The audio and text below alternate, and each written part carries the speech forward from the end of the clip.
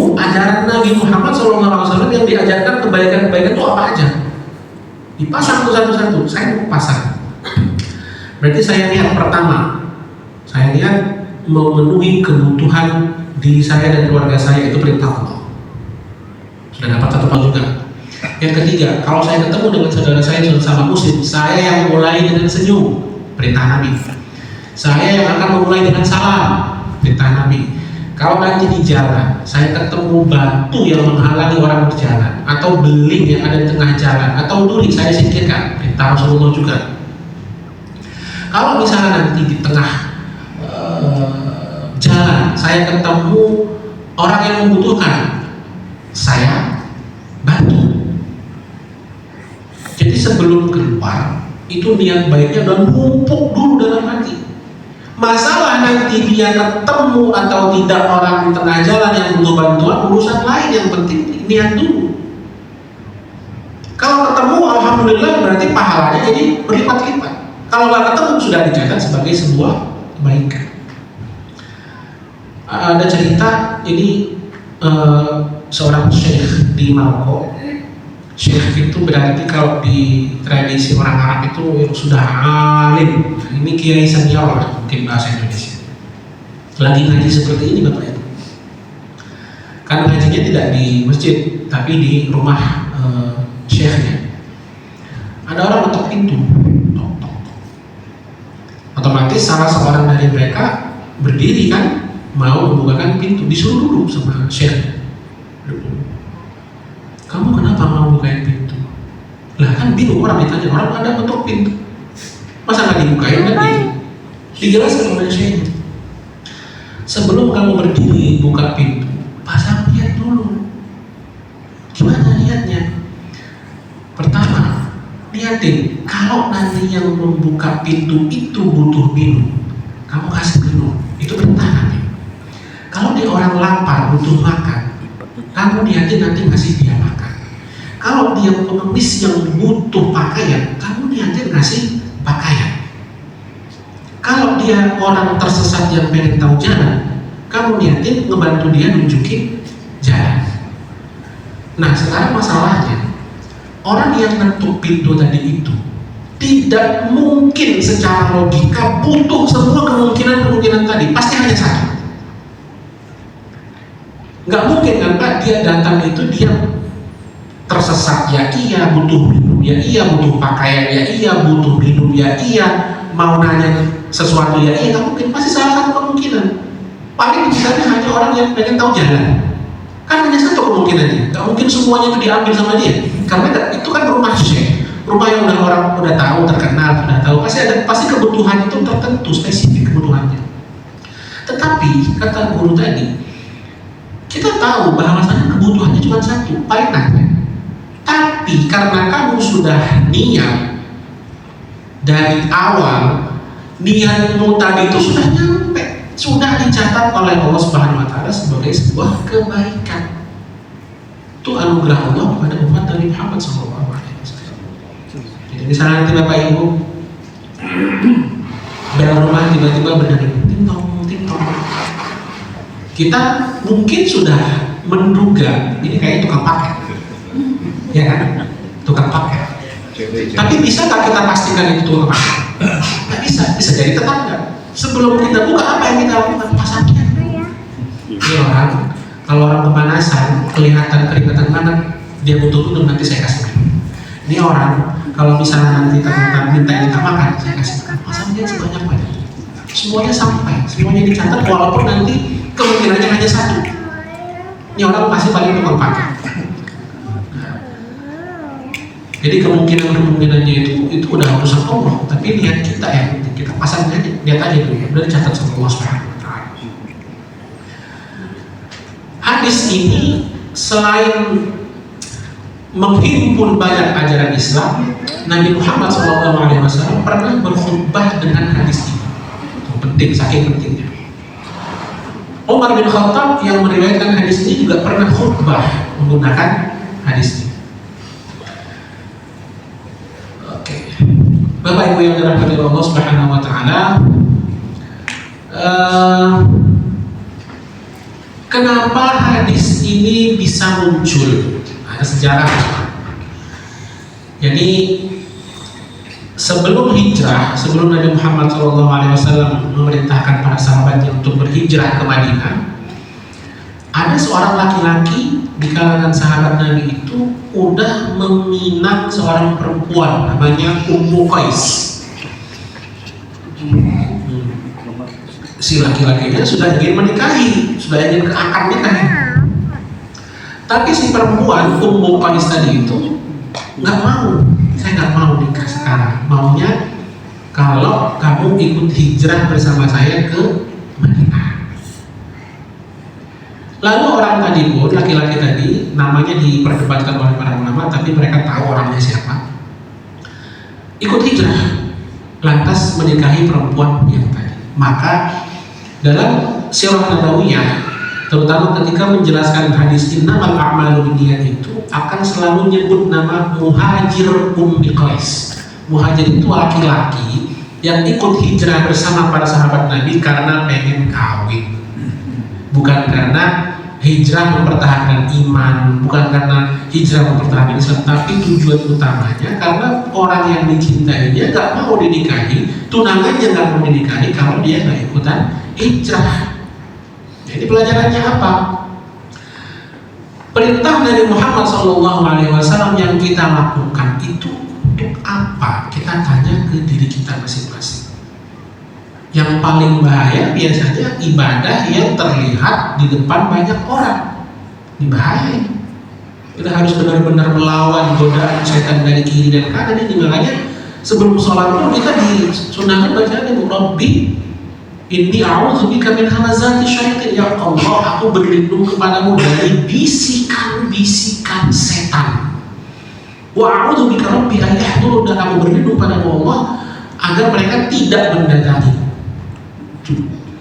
Karena tidak ada setan yang ridho melihat orang muslim itu melakukan ketaatan ibadah. Nah, yang paling sering kelihatan apa Bapak Ibu? Selain sholat dan ini, yang paling ngetren sekarang ini haji dan umroh. Saya pernah di bandara waktu pulang dari Mesir, waktu itu sedang menunggu barang. Tiba-tiba ada percakapan di samping saya antara ibu-ibu dan saya lupa itu bapak-bapak apa itu. Dari mana Bu? Dari Saudi, habis umroh. Saya baru pertama kali Bu, ditimpalin sama ibunya. Saya sudah 3 kali. Ya kayak gitu terjadi Bapak Ibu sehari-hari. Kadang-kadang nggak kita ucapkan tapi dalam hati kita, memang baru sekali aja udah kayak gitu. Ya udah berkali-kali aja nggak pernah ngomong. Hati-hati Bapak Ibu, hati-hati. Ada orang yang sholat jamaahnya mungkin sekali-sekali, kalau sempat. Ada yang memang berusaha istiqomah terus-terusan berjamaah. Baik atau tidak baik? Hati-hati, tapi pintu setan masuk jadi luar biasa besar. Kan digoda kita itu nanti jadinya. Akan digoda. Digoda paling gampangnya gimana Bapak Ibu? Digoda supaya kita ngerasa lebih baik dari orang lain. Itu paling gampang. Paling gampang. Padahal kita lupa. Iblis itu dikeluarkan dari surga kenapa? Karena ngerasa lebih baik dari Nabi Adam. Itu penyakitnya. Ana khairun minhu, kata iblis. Ngapain saya sujud ke Nabi Adam? Orang saya lebih baik kok. Nah ini hati-hati Bapak. Mari sama-sama kita hati-hati. Penyakit ini itu paling gampang dimasukkan ke dalam hati kita. Kita ngerasa lebih baik dari orang lain. Kalau memang yang terbesit gimana Ustaz? Astagfirullahaladzim. Wa atubu ilaih. Astagfirullahaladzim. Langsung sadar aja. Karena memang kehidupan kita itu akan kayak gitu. Setan masuk, kita terpengaruh nih, nganggap kita lebih baik dari Bapak A, dari Ibu B, karena Bapak A sama Ibu B itu melakukan hal yang kita tidak lakukan misalnya. Nah, itu kita langsung terpengaruh sama setan. Iya ya, saya lebih baik dari dia, atau syukur saya nggak kayak gitu. Nah udah kena istighfar, astagfirullah.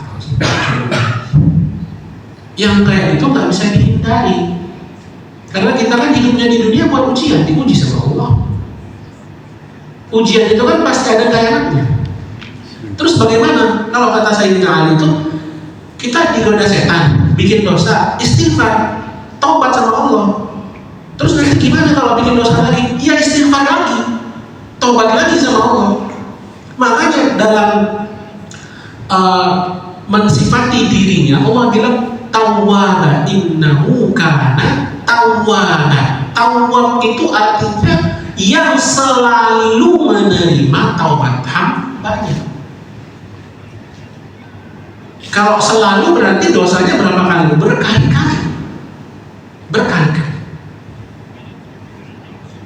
Makanya kata Rasulullah, inilah astagfirullah fil yawmi aksar min 70 marrah. Nabi aja istighfarnya 70 kali sehari. Itu dikasih istighfar itu kenapa? Karena kita memang sering buat dosa. Kullu bani Adam, kata Nabi, semua manusia itu khotta'un. Nah, dalam bahasa Arab ini Bapak Ibu, orang yang berbuat salah itu khoti, sekali dia buat salah. Tapi kata Nabi apa? Khotta' selalu berbuat salah. Pagi, siang, sore, malam pasti salah. Terus bagaimana? Nah, zaman dulu sahabat kita yang meriwayatkan hadis ini, sahabat Nabi Umar bin Khattab. Umar bin Khattab itu sebelum tidur istighfar, kebiasaannya. Dia tulis, dia ngitung-ngitung sebelum tidur. Dia ngitung-ngitung hari ini dosaku apa aja ya. Lalu istighfar. Nah, itu yang perlu kita tiru dari para sahabat-sahabat Nabi. Itu tadi Muhajir Ummu Qais. Kita belajar dari beliau bahwa memperbaiki, kata para ulama, musahhih, memperbaiki. Jadi sebelumnya salah, digoda setan, kita istighfar lalu kita perbaiki kalau sempat tergoda oleh setan. Dalam hadis lain ada redaksinya begini, man hajara, barang siapa berhijrah. Ini konteksnya zaman dulu, pindah dari Mekah ke Madinah. Konteks zaman sekarang berarti meninggalkan kemaksiatan menuju kepada ketaatan. Barang siapa yang berhijrah, ya betaghi syai'an, menginginkan sesuatu, bukan menginginkan Allah. Kalau menginginkan Allah kan ya betaghi wajh Allah, menginginkan Allah Subhanahu wa taala karena Allah. Fa inna ma lahu min dzalika mithla ajri rajulin hajara liyatazawwaja imra'atan yuqalu laha Ummu Qais. Maka kalau ada orang yang hijrah melakukan ketaatan tapi bukan karena Allah, karena seseorang, karena sesuatu, karena ingin dipuji, karena supaya tidak dicela, supaya nggak diomongin dan sebagainya, maka pahalanya nggak dapat. Dapatnya ya apa yang dia tuju itu.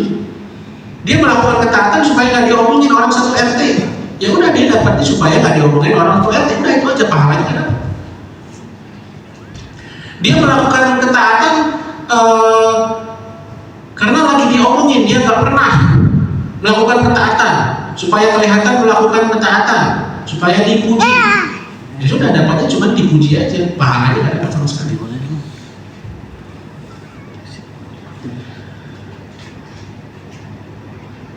Nah, ini sudah mulai masuk ke apakah niat yang dimaksud di sini itu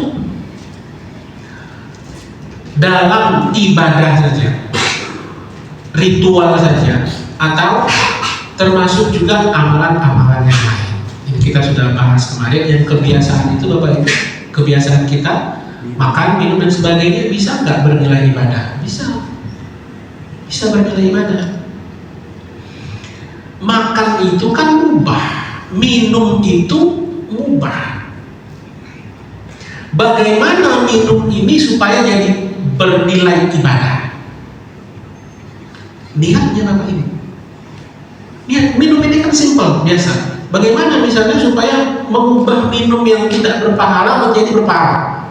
Pertama, pasang niat dulu. Kenapa minum? Haus. Itu kan yang normal. Supaya berpahala bagaimana? Karena perintah Allah. Emang Allah perintahin apa? Bakulu washrabu misalnya. Minum. Kalau saya nggak minum kan saya nanti nggak bisa melakukan ibadah kepada Allah Subhanahu wa taala. Satu niatnya. Saya minum karena saya harus hidup. Kenapa saya harus hidup? Karena saya ingin mengabdi pada Allah Subhanahu wa Ta'ala. Satu. Yang kedua, minum bagaimana yang diajarkan Nabi? Minum dengan tangan kanan. Berarti niat keduanya niat minum mengikuti sunnah Nabi Muhammad SAW. Minum dengan tangan kanan. Yang ketiga, Nabi bagaimana? Nabi menganjurkan minum tidak berdiri, dianjurkan apa itu ya? Bukan diharamkan. Minum berdiri itu dianjurkan duduk. Minum itu dianjurkan duduk, tidak dianjurkan berdiri. Lebih afdol minum duduk. Nah, yang ketiga, Nabi bagaimana minumnya? Nabi minum tidak langsung teguk, bluk enggak. Nabi minumnya seteguk. Jadi santai, tidak terburu-buru. Seperti itu. Udah berapa tuh niatnya? Jadi itu tadi bagaimana mengubah minum yang standarnya biasa-biasa aja menjadi minum yang berpahala dengan cara niatnya. Pertama niat supaya tetap hidup dan bisa mengabdi supaya badannya sehat, bisa melakukan ibadah pada Allah Subhanahu wa Ta'ala. Yang kedua mengikuti sunnah Nabi Sallallahu Alaihi Wasallam ketika beliau minum. Makan juga sama. Makan itu sunnah Nabi bagaimana? Tangan kanan. Terus selanjutnya bagaimana? Pakai 3 jari. Apakah sepanjang makan pakai 3 jari ya? Salah satu aja kan kita pakai 3 jari. Ikutin Nabi Sallallahu Alaihi Wasallam. Habis itu mau pakai satu mau pakai terserah. Yang penting dapat dulu syaratnya, syarat niat ingin mengikuti Nabi Sallallahu Alaihi Wasallam. Mau pakai baju supaya dapat pahala bagaimana? Ada zikirnya, ada doanya. Tidak pakai baju. Terus bagaimana? Mulai dengan yang kanan, ngikutin Nabi berpahala. Jadi kebayangkan dalam sehari kalau kita bisa mengikuti tuntunan Nabi Sallallahu Alaihi Wasallam udah berapa niat baik yang kita catat. Dan ini enaknya kita kan niat itu dalam hati. Istri kita, suami kita kan nggak tahu. Hanya kita sama Allah saja yang tahu. Jadi mengalir terus pahalanya suami istri kita nggak tahu karena dalam hati, urusan hati sama Allah. Gitu. Ibu misalnya di dalam rumah berhias pakai mau ganti baju. Kenapa ganti baju? Kemarin sudah pakai daster yang biru. Hari ini karena dasarnya belum kotor dan nggak bau sama sekali, mau diganti apa enggak? Ganti aja. Kenapa ganti? Supaya suami saya senang. Nah, paham? Catat, niat aja. Kalau tidak pakai niat, ya nggak dapat pahala. Kan salahnya tadi niat. Bapak misalnya dari luar walaupun pakai mobil tapi karena sempat keluar dari mobil akhirnya jalannya bajunya itu bau asap dari rumah makan misalnya, bau asap masakan. Datang ke rumah sebenarnya malas mandi karena sebelum keluar tadi udah mandi, tapi mandi kenapa? Biar nggak bau, nggak dapat pahala. Mandi biar apa? Biar istrinya nyaman, biar istri senang mengikuti Nabi yang selalu wangi. Walaupun kita nggak bisa pakai parfum tapi minimal tidak bau jalanan, dapat pahala karena dia udah baik. Kalau di dalam pengajian insya Allah ingat kan, nanti di rumah bagaimana? Nah ini yang perlu kita latih Bapak. Melatih diri sendiri itu tidak bisa saya belum bisa seperti itu. Ini tuntunan Nabi SAW seperti itu. Bagaimana caranya? Kita melatih diri, latih terus. Nanti akan pertama mungkin sekali sehari ingat. Kedua mungkin 2 kali dalam sehari ingatnya. Ketiga terus nanti ingat. Pokoknya mulai dari pengajian ini, mari sama-sama kita ingat bahwa niat itu dipasang sebanyak-banyaknya. Ketika kita melakukan sesuatu, ingat ajaran Islam itu apa sih? Contoh misalnya ngantar anak sekolah, ngapain ngantar anak sekolah? Keluar dari rumah. Ya nanti pasang niat yang banyak tadi. Ini saya ngantar anak sekolah dalam hati supaya anak saya menjadi anak yang soleh, berbakti kepada orang tua dan kepada Allah Subhanahu wa Ta'ala, menegakkan ajaran Islam dan sebagainya. Pasang niatnya banyak sebanyak mungkin. Dengan begitu pahala kita terus mengalir, padahal kita nggak apa-apain. Melakukan rutinitas biasa aja. Sehari-hari yang kita lakukan ya itu sama aja, makan yang begitu aja, minumnya begitu aja, pakai pakaian begitu aja, yang membedakan nanti niatnya. Gitu. Orang yang bilang haram tuh, itu artinya Bapak Ibu. Kalau kita ngomong itu haram, itu halal, artinya kita sudah paham betul posisi kita. Maksudnya bagaimana?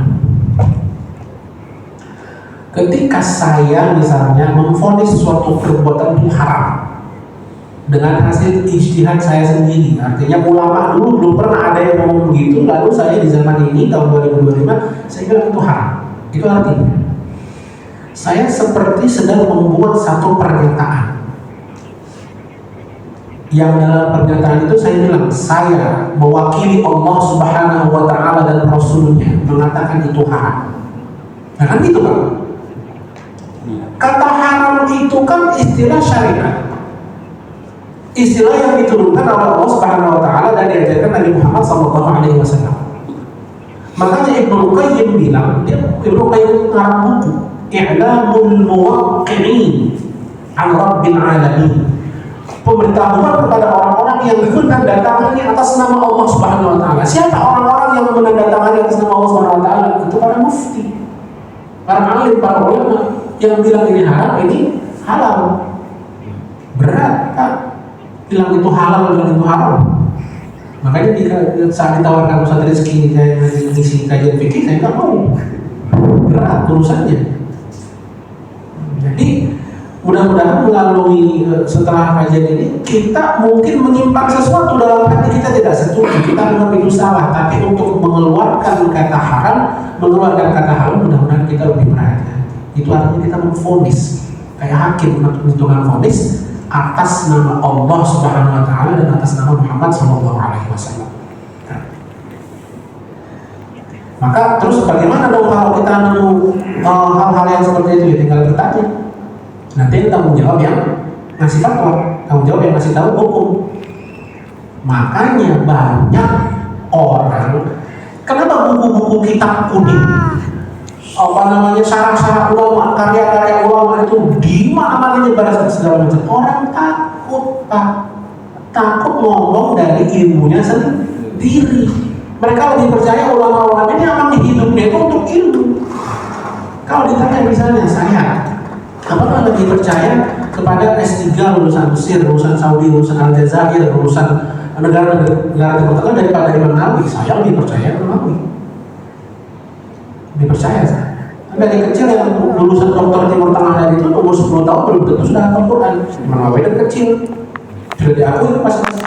Itulah mengapa di pesantren-pesantren, di banyak pengajian-pengajian masih pakai kitab. Karena yang dikaji itu kalangan ulama bukan orang sembarangan. Ketika dia bilang halal, dia bilang haram, itu mikirnya udah berhari-hari, sudah sesuai kaidah dan sebagainya. Jadi kita bukan orang yang jumud, orang yang tidak mau berkembang, orang yang tidak peka terhadap perubahan, bukan begitu maksudnya. Kita masih bertahan pada kitab-kitab gundul seperti ini itu karena kita tahu kapasitas kita itu belum nyampe. Kalau bisa nggak nyampe, sangat bisa Pak. Bapak ibu mau jadi ulama, mau jadi mujtahid, bisa, terbuka lebar, jalannya ada, silahkan, tidak pernah ditutup gitu. Mau jadi ulama silahkan terbuka. Kalau bapak ibu tidak bisa, anaknya bisa, masih cukup umurnya. Panjang jalannya masih bisa ditempuh, terbukti. Artinya tidak pernah ditutup pintu untuk menjadi ulama, pintu untuk menjadi mujtahid tidak pernah ditutup, terbuka lebar. Kampus-kampusnya, tempat-tempatnya di Timur Tengah, di Indonesia, di lembaga-lembaga pengajian itu banyak sekali, terbuka lebar. Ya, demikian Pak. Ya Pak, moga Pak.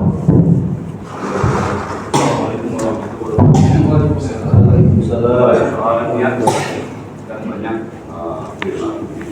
kita tahu itu benar ibadah, ya seperti minum pakai tangan kanan atau apa. Tapi awalnya kita kan tidak dibiarkan itu. Apa itu juga jadi tidak ada nilai itu. Ya.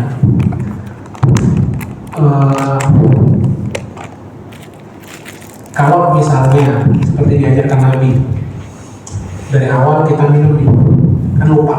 Ya, minum aja nggak pakai bismillah. Nah, nggak pakai bismillah. Terus gimana? Nabi ngajarin Pak. Ulangi lagi. Bismillahi awwalahu wa akhirahu. Ada bacaannya kalau lupa. Biar masuk ke paham. Minum ini kan sehari kita bisa berkali-kali. Kalau misalnya yang pertama tadi kita lupa, dan ini pasti terjadi Pak, karena manusia itu tempatnya lupa dan khilaf, pasti terjadi. Maka ada istilah tarbiyah bernafsi, tazkiyah bernafsi, itu tujuannya gitu Pak, mendidik diri kita, diri sendiri.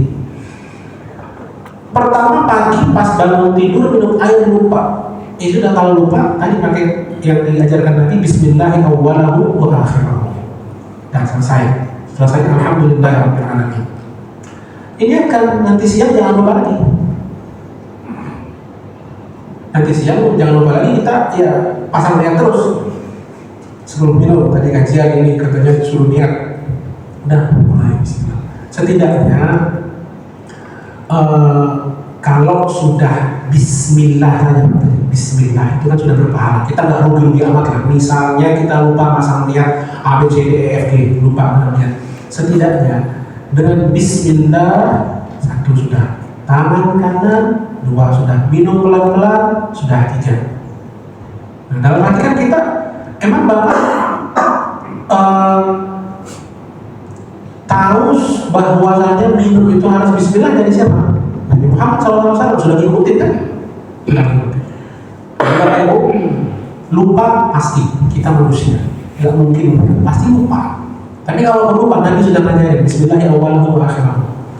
Yang pertama pagi lupa, mudah-mudahan yang siang ingat. Kalau misalnya setengah hari lupa, mudah-mudahan sore masih ingat. Nggak bisa Pak langsung habis pulang dari kajian ini semuanya langsung ingat. Mau ngapa-ngapain harusnya nggak bisa Pak.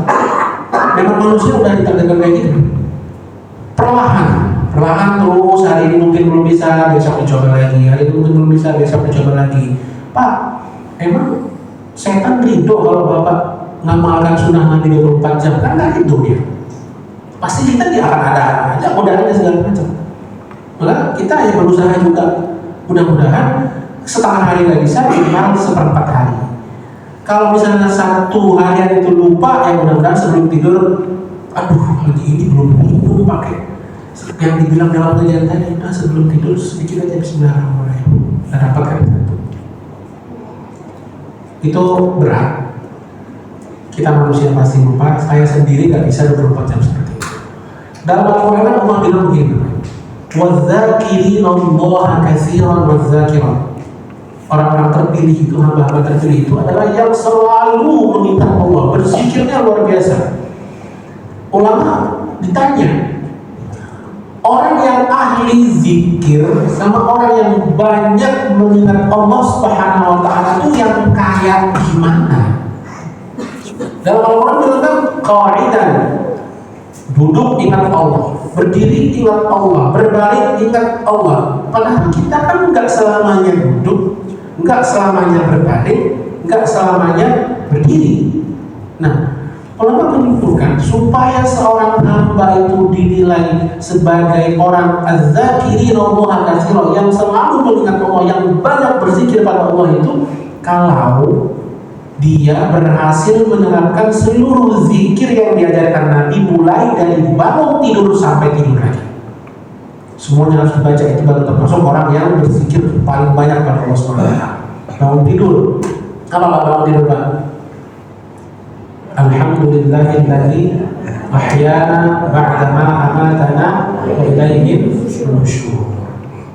Nah ini saat sunnah ini ditinggalkan, ulama dulu mungkin sudah paham, sudah ngerti. Ini pasti nggak banyak orang yang bangun tidur. Pertama bangun tidur kita bangun tidur pertama kali ingat apa? Ada yang ingat cicilan, ya kan? Ada yang ingat mobilnya tadi belum dibenerin. Ingat motornya remnya sudah nggak pakem lagi. Pak, yang kita ingat. Makanya ulama-ulama Indonesia zaman dulu itu tahu karakternya orang Indonesia. Akhirnya gimana? Di surau-surau kecil, di kampung-kampung, di mana-mana, sebelum orang bangun tidur, sebelum subuh, apa yang dibaca oleh itu? Alhamdulillahilladzi ahyana ba'dama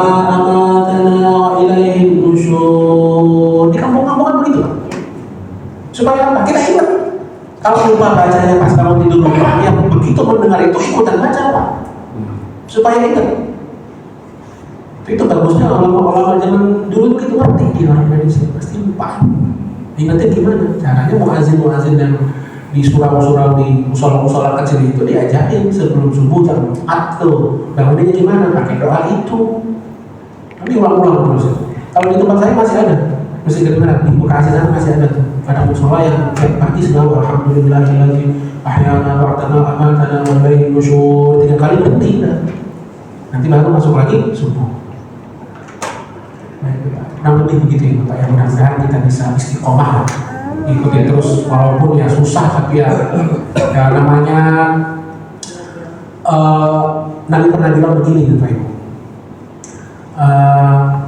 al-jannah itu jalan menuju surga itu mahfuzun bil makarih, penuh dengan hal-hal yang tidak kita sukai. Ya namanya kita berusaha 53 sampai 60 tahun mau dibalas khalidina fiha, Tuhan khalidina itu selama-lamanya itu ya wajar dikasih yang susah-susah. Kan masa semuanya serba enak, ada lucu. Kita pasti ada susahnya. Jadi yang seperti ini perlu pembiasaan, perlu istiqomah, perlu keazam yang kuat. Itu perlu, dan itu susah. Nggak ada yang bilang itu gampang, kecuali memang dari kecil dia dididik supaya seperti itu. Benar kan? Kita tidak. Bagi ulama-ulama mungkin yang guru-guru kita di berbagai tempat di seluruh dunia itu anak-anak mereka banyak yang seperti itu Pak. Dan kita sampai sunnah kecil yang kita tidak tahu itu mereka dari kecil sudah diajar. Sunnah kecil dari minum, motong buku itu dari mana dulu, kecil-kecil mereka tahu, tapi kan kita tidak. Jadi marilah mudah-mudahan kita bisa mengamalkan yang kecil-kecil yang kita tahu saja. Kita bukan keluarga ulama, kita baru tahunya di usia segini ya bismillahirrahmanirrahim, mudah-mudahan bisa istiqomah. Waktu niyah wa mahalluha, waktu berniat itu dan posisinya di mana niat itu. Waktu niat di awal ibadah, niat itu posisinya di awal ibadah, di awal. Maka ada orang mazhabnya Syafi'i, mengikuti banget mazhab Syafi'i sampai mendarah daging. Kalau Bapak pernah melihat orang yang sholat begini, Allah, pernah lihat bukan? Itu karena ngikutin mazhab Syafi'i. Salah satu pendapat dalam mazhab Syafi'i bilang bahwa yang namanya niat itu muqtarinan bil fi'li, berbarengan dengan awal perbuatan. Awal perbuatan sholat itu takbiratul ihram, maka niatnya harus berbarengan dengan takbiratul ihram. Apakah semua orang bisa? Tidak. Maka banyak ulama yang memberi keringanan. Tidak mesti begitu.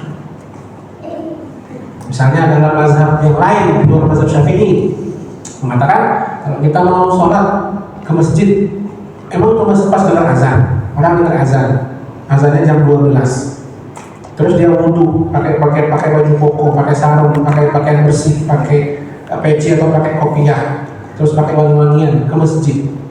Itu orang kira-kira ke masjid mau ngapain Pak? Mau dagang kah?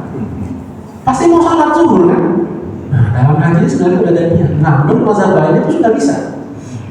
Mazhab Syafi'i kenapa kenceng banget? Karena disadari atau tidak, mazhab Syafi'i itu adalah salah satu mazhab yang paling kuat megang teks.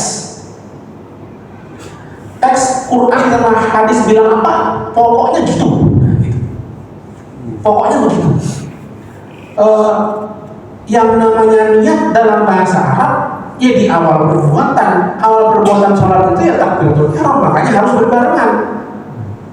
Karena kalau dipanjang ya kan, dalam hati dia aku sengaja sholat zuhur 4 rakaat menghadap kiblat adaan atau adaan dilaksanakan pada waktunya, imam atau makmuman lillahi ta'ala, semuanya harus selesai kalau dalam mazhab Syafi'i. Terus saya bagaimana? Dulu Bapak belajar sholatnya bagaimana? Sama ustadznya gimana ya? Ikutin aja dulu ya sama ustadznya. Mazhab Syafi'i itu perfect sekali, sempurna sekali, semuanya harus lengkap, harus detail semuanya. Dalam itu kan tadi disebutin pakai mulut saya, kalau pakai hati kan cepet Pak. Allah Akbar, selesai. Cepet. Asalkan dari awal itu udah paham ya. Sholat zuhur 4 rakaat menghadap kiblat sebagai makmum dari ta'ala. Allahu Akbar. Selesai kan sebetulnya. Nah dulu di kampung saya almarhumah ibu terus ayah almarhumah nenek pakai kayak gitu karena memang diajarin sama ulama-ulama sana itu bukunya buku fikih Syafi'i yang jadul yang harus semuanya disebutin. Maka kalau kita ke Kalimantan misalnya, orang Kalimantan kan kuat banget tuh Syafi'inya. Di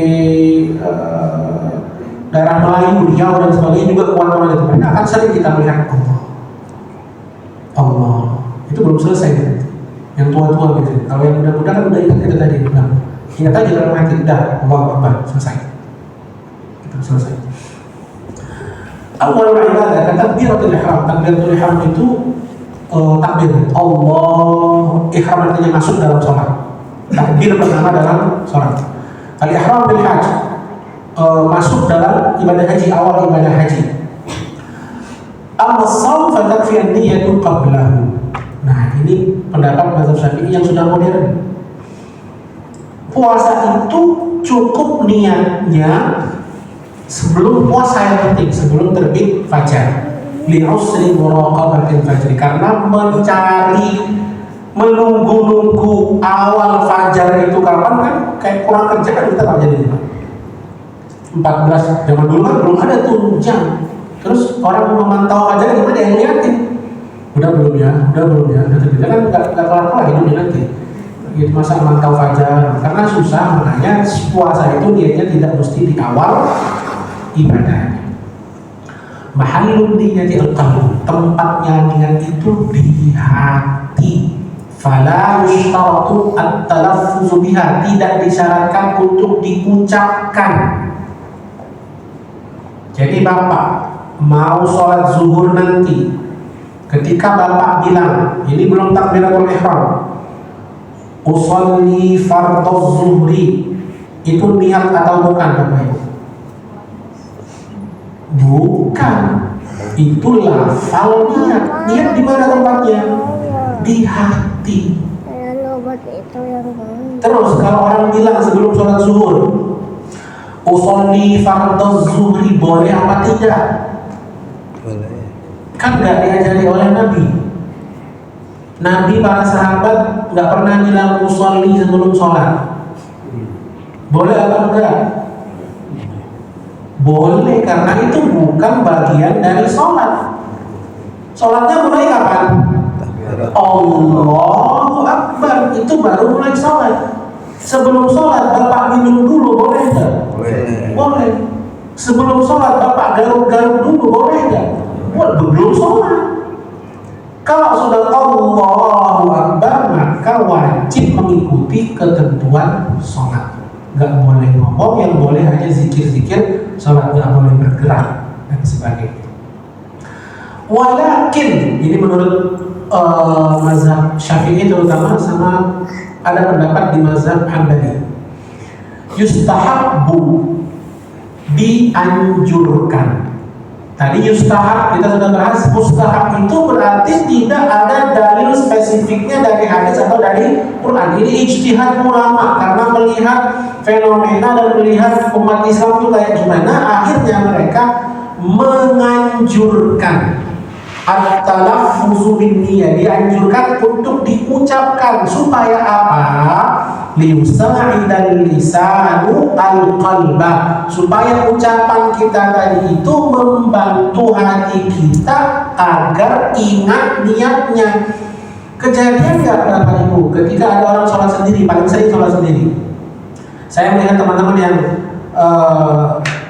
misalnya bahkan yang setelah jamaah sholat usolli sunnata itu kan ya kan. Kadang-kadang usolli sunnata ad-duha padahal di sholat zuhur. Ininya asal ngomong aja karena terbiasa sholat duha, akhirnya pas selesai sholat zuhur ngomongnya sholat duha. Lah salah, tahu dia salah, nanti ulangi. Yang ikut sholat jamaah, saya beberapa kali melihat ikut sholat jamaah, cuaca mendung pas musim hujan, mataharinya nggak kelihatan, kita bingung ini zuhur apa asar. Kejadian karena dia sibuk dengan hal lain, misalnya pas sholat zuhur usolli fardhu asr. Oh iya, usolli fardhu asr. Itu fungsinya mengingatkan hati. Jadi usolli itu nggak wajib dan nggak haram karena di luar sholat. Kata ulama yustahabbu, dianjurkan. Apa artinya yustahabbu? Nggak ada dalilnya, tapi disimpulkan oleh para ulama itu berfungsi menolong hati supaya ingat ini lagi sholat apa. Ini sholatnya sholat zuhur bukan sholat asar. Ini sholatnya sholat isya bukan sholat maghrib. Itu berfungsi hanya mengingatkan saja. Baik, karena waktunya sudah habis, kita tutup dengan alhamdulillahirabbil alamin. Mohon maaf bila ada kesalahan, mudah-mudahan bermanfaat, mudah-mudahan kita bisa istiqomah mengamalkan sunnah-sunnah kecil tadi. Subhanakallahumma wa bihamdik asyhadu an la ilaha illa anta astaghfiruka wa atubu ilaik. Wa sallallahu ala sayyidina Muhammadin wa ala alihi wa sahbihi ajma'in. Terima kasih Bapak Ibu. Assalamualaikum warahmatullahi wabarakatuh.